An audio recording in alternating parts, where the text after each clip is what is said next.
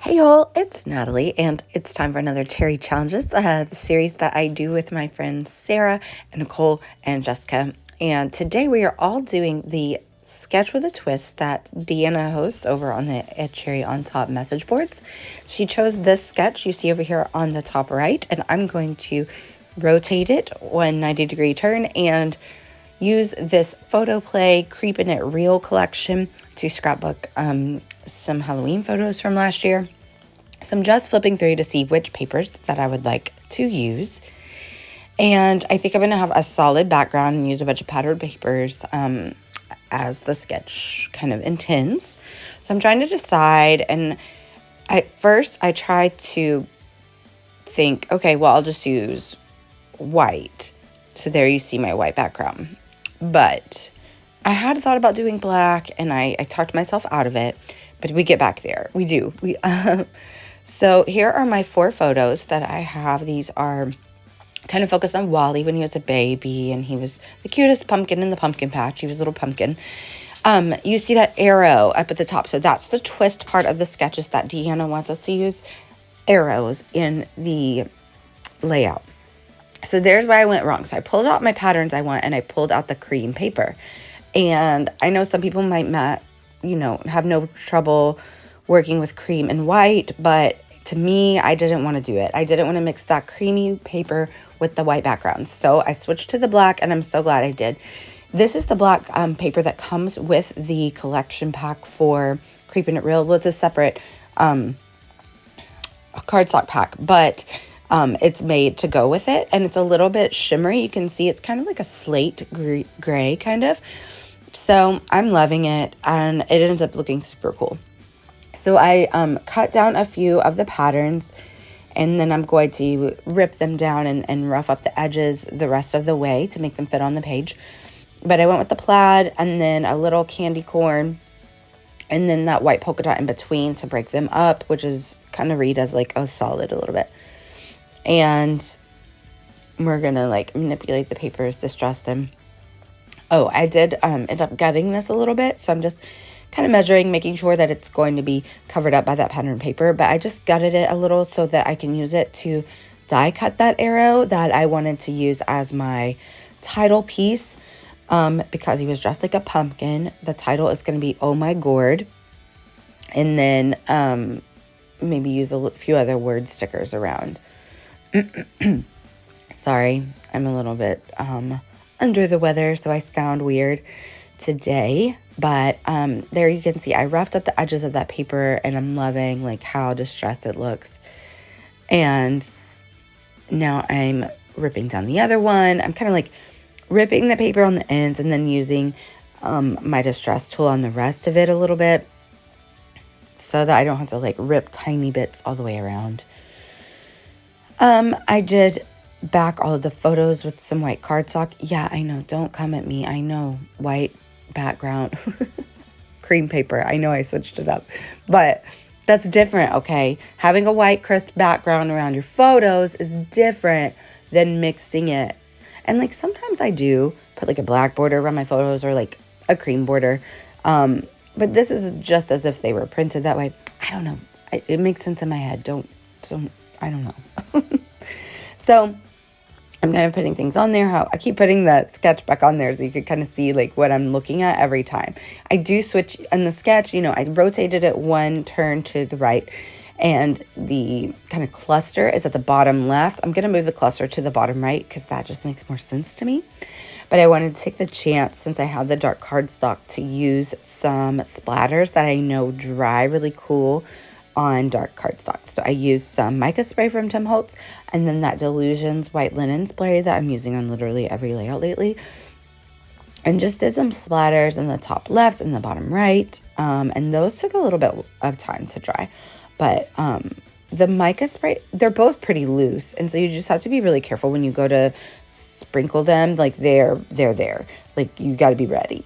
And you got to be okay with how they land.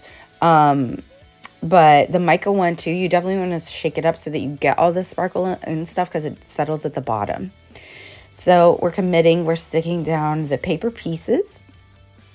And then we're going to place the photos, and then we're going to start embellishing. So I, again, it is Halloween. We were like a trunk or treat, but he's dressed like a pumpkin, and he's in every photo, so that's like the focus.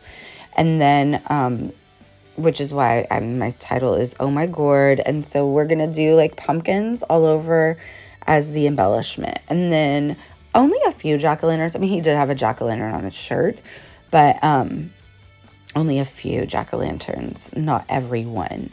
So I did pull a bunch of stuff from my stash. So these papers are from Creepin' It Real, which is a new collection by Photoplay, but I'm going to use a bunch of different sticker sheets. I have a lot of Halloween stash. I think it's really fun to scrapbook Halloween, and I have a lot of Halloween supplies, kind of hoard them a little bit. So there I am.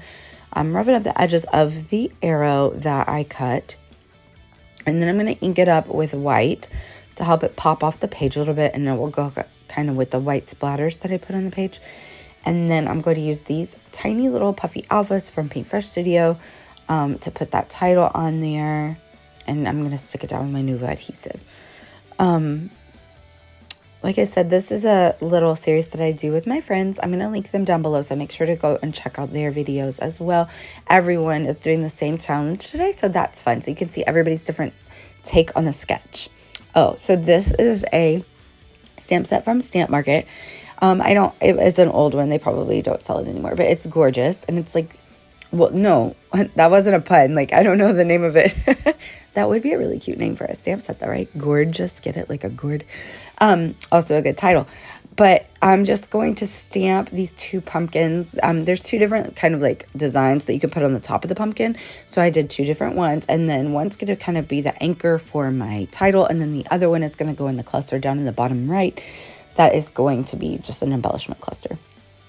And then I have the matching dies for those as well. I do wish that there were other pumpkins like in the same style but different sizes. That would be really good. And she might have that, actually. I haven't looked. It's bad when I go on her website. Her stuff is so cute. Like, I decided that I needed just another pop underneath that pumpkin to kind of make it stand out from those pattern papers, because the ink colors did match so well. So I stuck down that little piece of black just from the stash, and then I'm sticking down that pumpkin and laying the title arrow over the top of it.